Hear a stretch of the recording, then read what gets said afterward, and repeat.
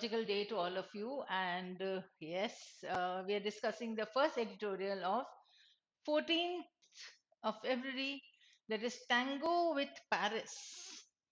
Paris तक तो ठीक है, लेकिन ये tango क्या होता है? It is South African dance, you can say, right? It's a style of dance, rhythmic style होता है, और the two people, the couple dances in a very intimate and inextricable manner. Inextricable word we have done, right? Something that cannot be separated.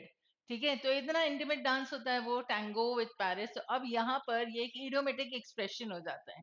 ठीक है, तो यहाँ पर हम India की बात कर रहे हैं कि इंडिया प्लस पेरिस. अच्छा, इसका मतलब दिल्ली प्लस पेरिस की जो डांस हो रही है. अब हमें तो पता है कि समिट कौन सा चल रहा है एआई का. तो this is related to what these two countries are, how they are helping each other, what they are planning to do in the future, and how they can benefit each other in which sectors they are together. इस सब पे बात होगी, तो that becomes a tango with Paris.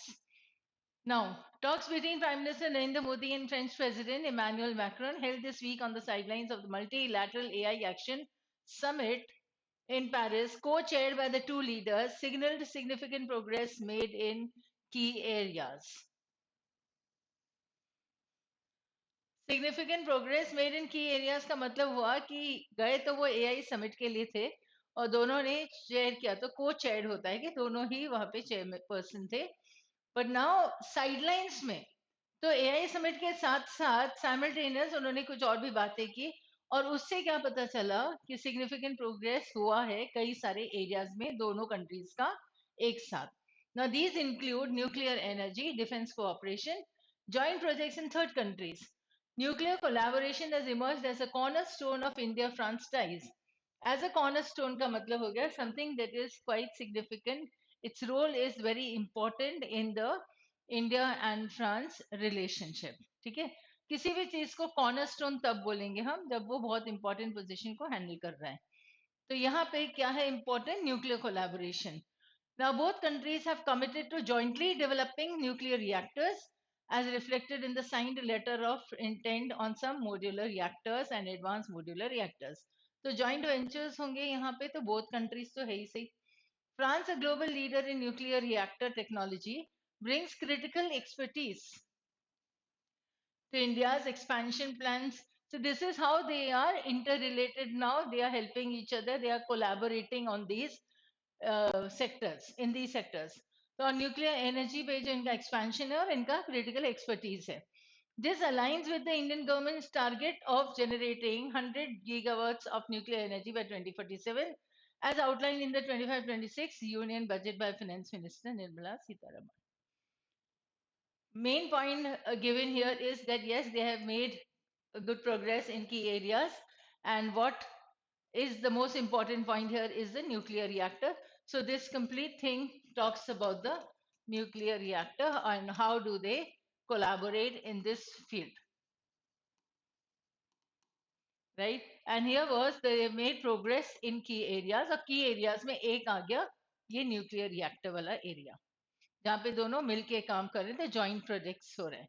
Now, French energy giant Electricity France is already working with the Nuclear Power Corporation of India, develop next generation reactors, already working.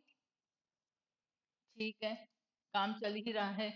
Including the Jaitapur nuclear plant, which is set to become the world's largest with a proposed capacity of 9,900 gigawatts. So this was PM Modi's sixth visit to France, while President Macron last visited Delhi in January 24 as the chief guest for India's 75th Republic Day. India must leverage this special relationship while insulating it from systemic inefficiencies. अब देखो इतने सालों से relation चल रहा है दोनों का, तो अब इंडिया को क्या करना चाहिए? इंडिया कितनी बार उधर गई है, वो कितनी बार आए हैं, right? So they have to now work on the relationship in this manner that there should be benefit for both of them, right? तो special relationship है and insulating it from systemic inefficiencies. तो ये जो relation है ना, उसको इस बढ़िया तरीके से चलाना चाहिए कि जो सिस्टमिक फ्लॉज हैं, हमारे जो इनएफिशिएंसीज हैं, उसका असर इस रिलेशनशिप पर ना पड़े। तो इंसुलेट करना है हमें इस रिलेशनशिप को बाकी की एफिशिएंसीज से। Delhi's defense procurement process, for instance, has long suffered from delays caused by the red tape, policy revisions, and budgetary constraints. Now, see, this becomes an example then how this systemic inefficiency is affecting the relationship. तो ये एक example है जहाँ पे इसने दिया है delays. Delhi defence procurement मतलब डिफेंस के फील्ड में उन्हें कुछ लेना था, लेकिन रेड टेपिज्म की वजह से वो डील्स इतनी जल्दी फुलफिल या मटेरियलाइज नहीं हो पाई है। तो डीले चल रहा है उस मैटर में, या तो फंड्स नहीं है, तो बजटरी कंस्ट्रेंट्स है। These are factors that have slowed down the military modernisation. तो प्रॉब्लम हो रही है। तो इंडिया के सिस्टम्स की जो फ्लॉज हैं, जो प्रॉब्लम्स हैं, इसकी वजह से इंडो और फ्रांस की जो रिलेशनशिप है उसको असर नहीं पड़ना चाहिए। उसके जो टाइज हैं that should still be remaining strong, and this systemic inefficiencies should not hinder the relationship, right? The working of the relationship. This is what the author is saying, and therefore this becomes one point again given by the author plus an example. Now, the ambitious Project 75-1 aimed at acquiring 6 next-generation submarines with advanced air-independent propulsion technology has remained stalled due to vendor negotiations and policy shifts. See, this is another example. Example 2. Given to state that this systemic inefficiencies is actually causing suffering in the deals there, right? तो एक तो यहाँ पे उसने कहा था कि military modernisation में प्रॉब्लम हो गया, स्लो डाउन हो गया, और दूसरा यहाँ पे स्टॉलिंग हुआ है किसकी वजह से? वेंडर नेगोशिएशंस और पॉलिसी शिफ्ट्स की वजह से। चेंज इन द पॉलिसी हो गया तो डील में कुछ प्रॉब्लम हो गई। तो all this thing has been like these things have been delayed in this sense. वो नहीं होना चाहिए, that is the author's point. So he is giving you 2 examples to establish कि देखो ऐसा हो रहा है, तो उसका आर्ग्यूमेंट क्या होगा कि देखो ऐसा नहीं होना चाहिए। ठीक है? Now the Scorpion class submarines under Project 751 developed with French collaboration have also faced setbacks. Now see, he is giving you the third point, third example. Let's see, setback, stalled, slowed down. तीनों words हमारे पास एक साथ हो गए कि देखो जो deals अच्छे से चल जानी चाहिए थी रिलेशनशिप को स्ट्रॉन्ग बनाने के लिए, वो कैसे धीरे धीरे स्टॉल्ड होती जा रही है, delays होते जा रहे हैं। Additionally, India and France's nuclear energy cooperation is contingent on India reforming its laws to attract private and foreign investment that could provide much needed incentives to American and French nuclear power companies whose projects have remained in limbo due to legal uncertainties. अब देखो वापस से उसने कहा, इन Limbo का meaning भी समझ में आ जाएगा, क्योंकि पूरा पैराग्राफ ही इसके ऊपर था कि देखो किस किस एरिया में कहाँ कहाँ पर चीजें डिले हो गई हैं इंडिया के सिस्टम्स या पॉलिसीज की वजह से, या सिस्टम इनएफिशिएंसीज की वजह से, right? So this was the third, and this comes up as the fourth one, the nuclear energy cooperation which is there between India and France. This is contingent, means dependent on what? Dependent on the reforms of its laws. Laws reform होंगे तो जाके private और foreign investment attract होगा। Foreign direct investment अगर हमें मिलता है, foreign investments मिलते हैं, तो it will be an incentive for the American and the French nuclear power companies. उन्हें कुछ मिलेगा, कुछ दिखेगा कि हाँ you are they are going to benefit, only then will they be attracted to invest in the nuclear sector here. Which companies? The American and the French companies. And how is this going to happen? When India changes its laws, थोड़े से open कर देगी, थोड़े से loss change करेगी, ताकि private और foreign investments इस एरिया में, इस सेक्टर में आ जाए, जो कि इंसेंटिव बनेंगे उन कंपनीज के लिए जो इंटरेस्टेड है इस न्यूक्लियर सेक्टर में इन्वेस्ट करने के लिए, right? So the point is again that India systemic inefficiencies or the laws or the change in the policies are actually causing a slowdown in this relationship to bloom, right? And this is what India should not do, is the author's argument. उसने four examples क्यों दिए, यहां तक कि उसने 4 example दिए, पर क्यों दिए और क्या साबित होता है इन एग्जाम्पल से?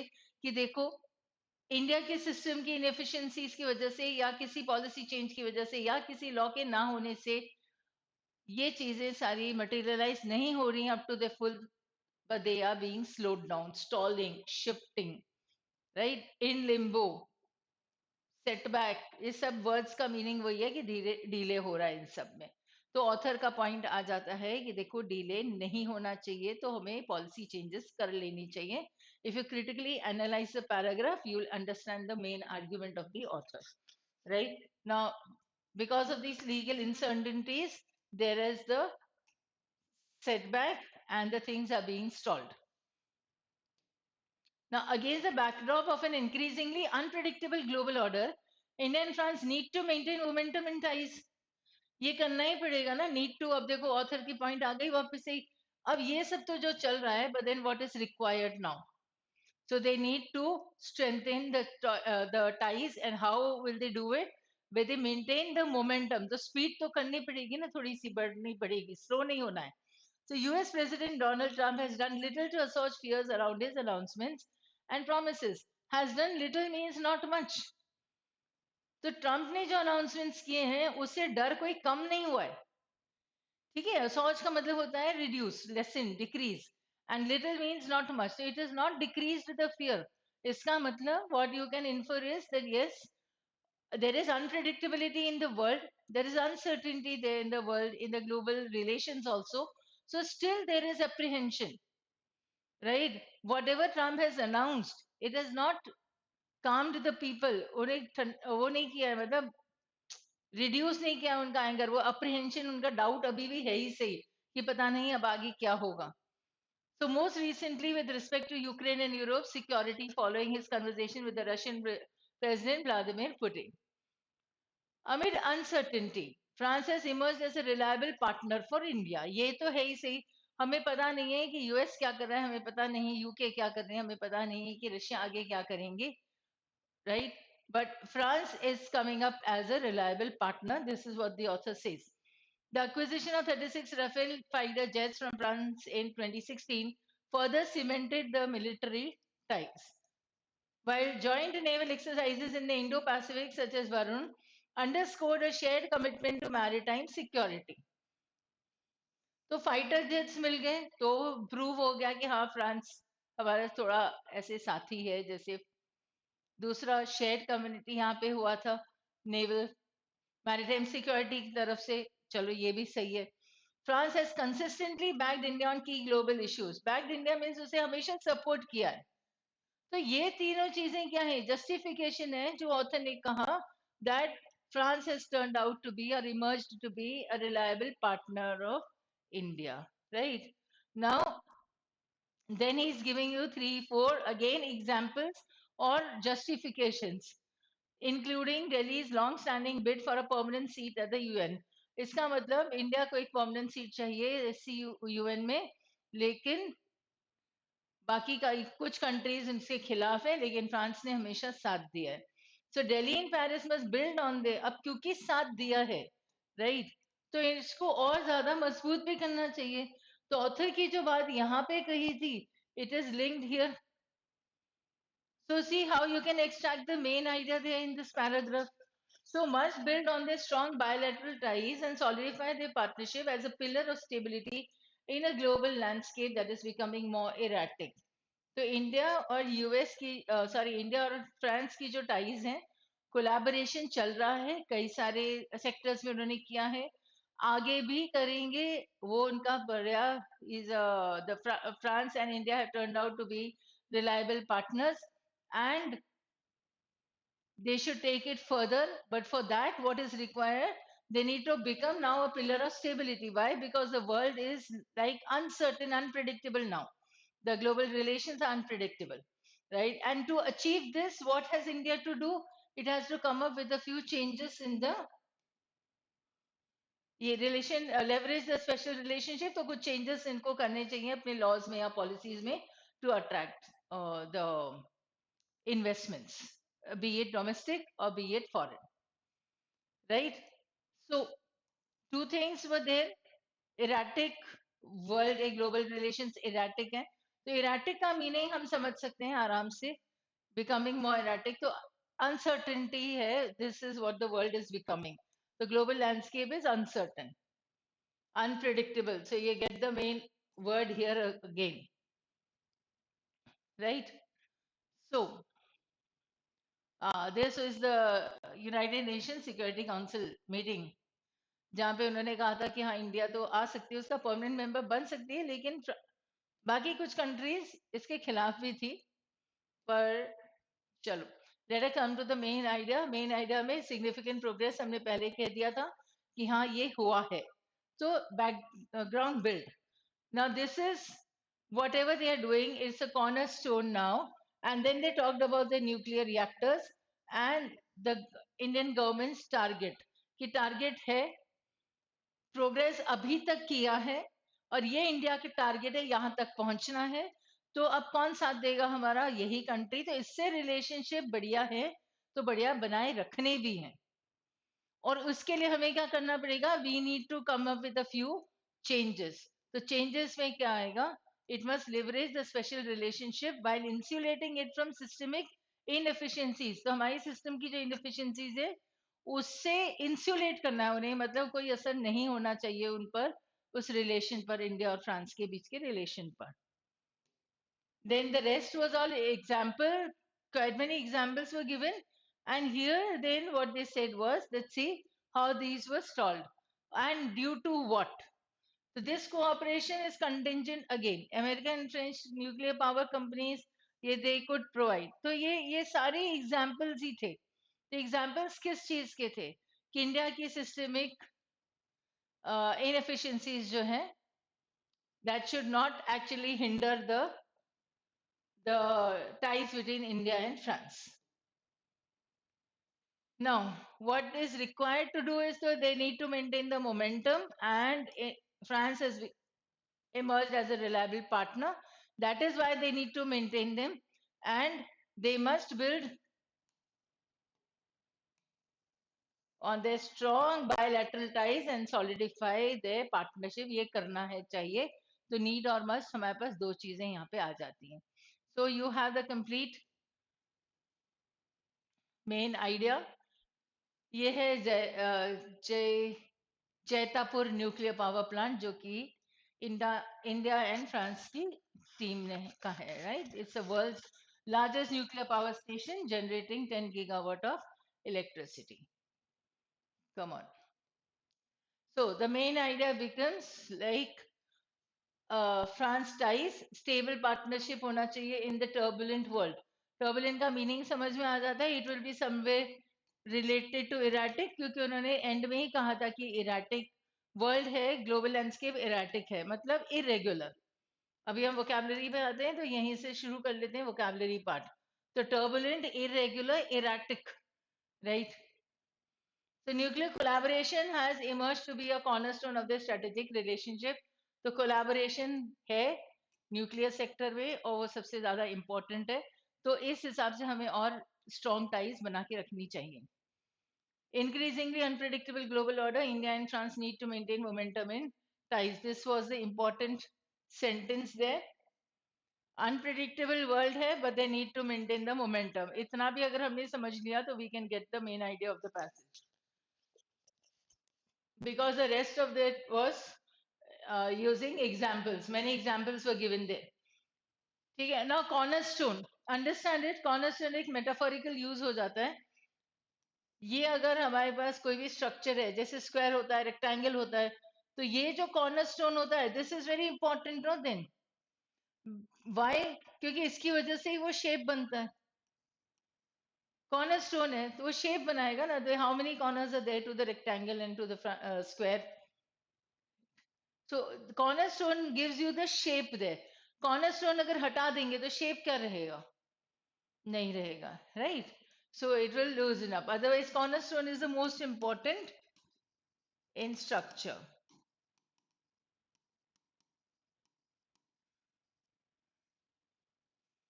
So insulation, okay, not being affected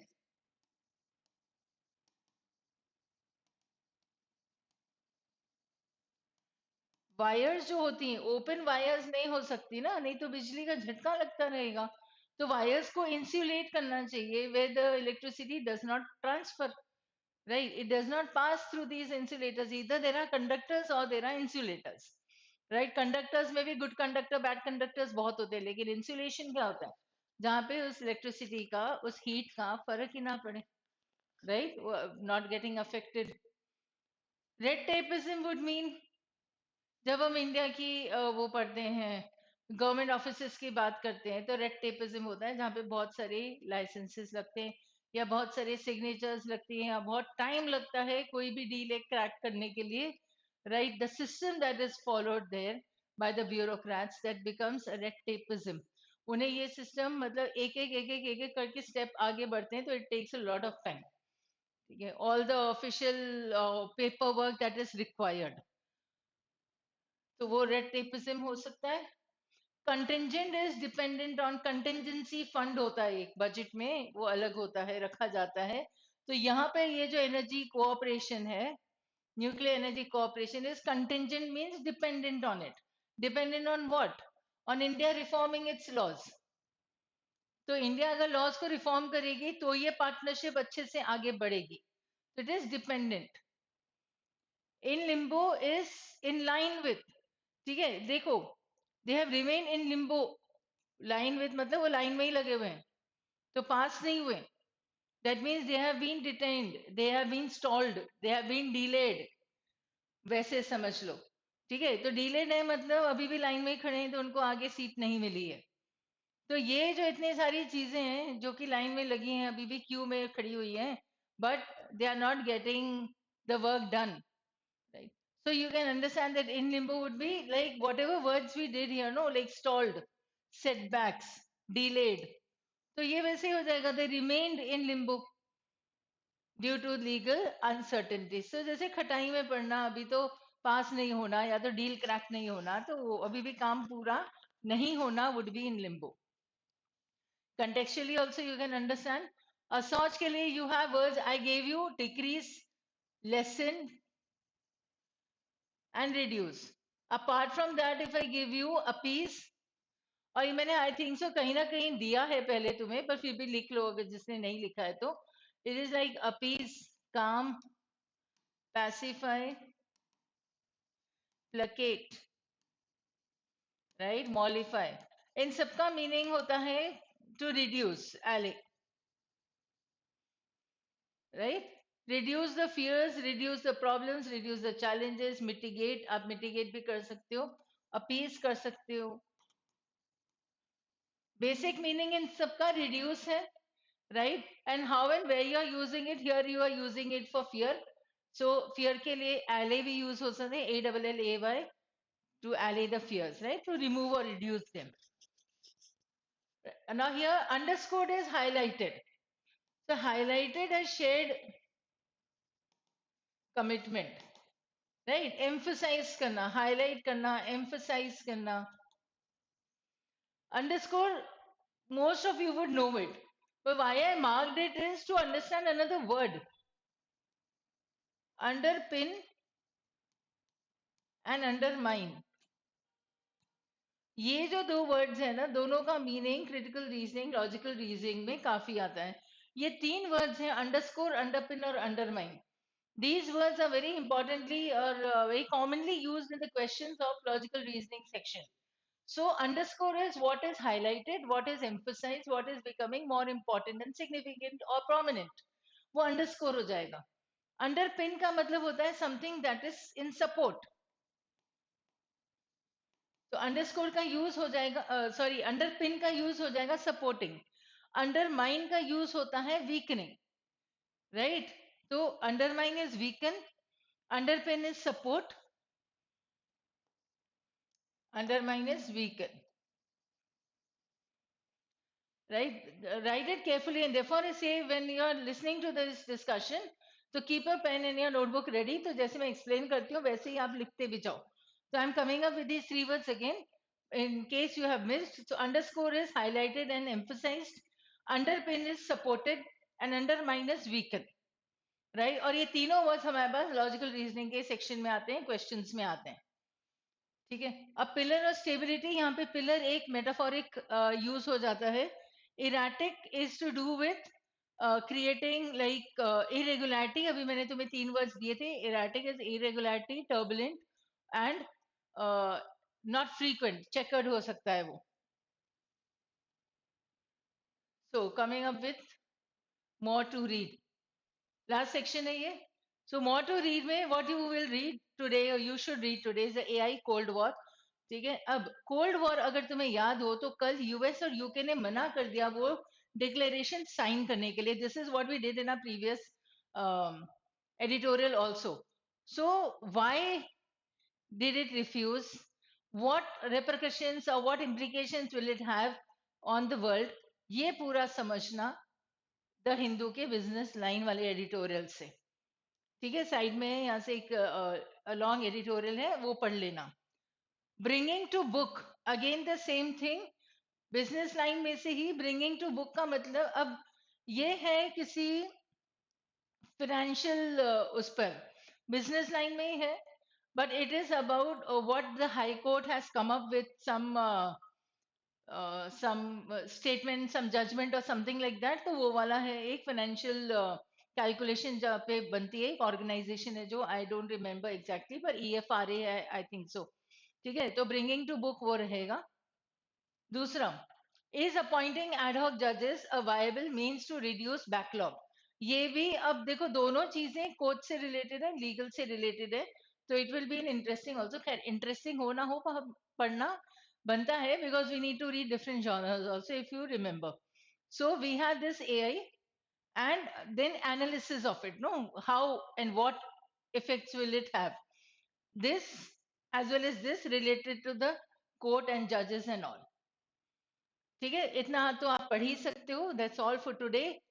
thank you. And कुछ अगर बच जाता है तो kindly see that you cover it in Saturday Sunday. इस वीक का काम आपका इस वीक कंप्लीट हो जाना चाहिए। And therefore stay positive and stay logical always, and see you soon।